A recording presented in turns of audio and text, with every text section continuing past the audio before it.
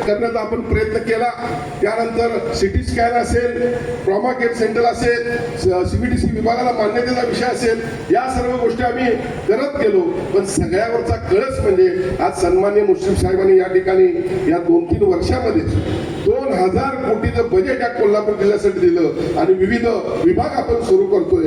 माझी आपल्याला मुश्रीफ साहेब एक विनंती राहील, आपण केलेलं काम निश्चितपणे उल्लेखनीय आहेच, पण या ठिकाणी जी काही रिक्त पद प्रोफेसरची असतील, डॉक्टरची असतील, ती तेवढी आपण तातडीनं भरून घेतली पाहिजेत की जेणेकरून आपण एवढं मोठं वैभव या ठिकाणी उभा केलेला आहे, विविध विभाग या ठिकाणी उभा केलेले आहेत, त्यांना रुग्णांना सेवा मिळेल असं मला या ठिकाणी वाटतं।